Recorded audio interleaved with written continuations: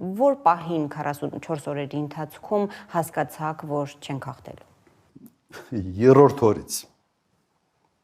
Երրորդ օրը ես Ղարաբաղում էի եւ այն ինչ տեսել եմ ինձ բերել է 1-2 օրվա ընթացքում համոզմունքի, որ այս պատերազմում մենք պարտվելու ենք։ Եվ իմ գնալուց հետո 2 շաբաթ ես մնացել եմ Ղարաբաղում, ամեն օր Արկադի Ղուկասյանի եւ Բակո Սահակյանի միջոցով փորձում էի հորդորել Արայիկ Հարությունյանին, որ անեն ամեն ինչ պատերազմը կանգնեցնելու համար։ Ակնհայտ էր, որ մենք պարտվում ենք։ Ինքը հակված չէր, թե ինչն էր։ Չէր կարողանում կապի դուրս գալ։ Չէ, կապը իրենց մոտ օրը մի քանի անգամ էր, նույնիսկ ես առաջարկեցի այն ժամանակ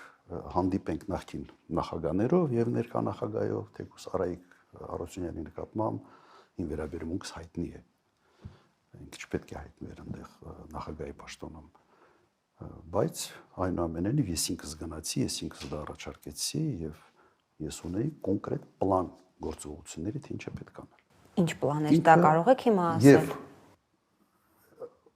Պաշտպանությունը կազմակերպելու տեսանկյունից շատ կոնկրետ առաջարկներ էր եւ զուգահեռ իհարկե անել ամեն ինչ օր առաջ պատերազմը կանգնեցնելու համար։ Ինքը մերժեց։ Չուզեց հանդիպել եւ Բակո Սահակյանի միջոցով փոխանցեց հետեւյալը. եթե ես հանդիպեմ Քոչարյանի հետ, ինձ Հայաստանի վարչապետը ուտելու է։ Ուղղակի իր բառը։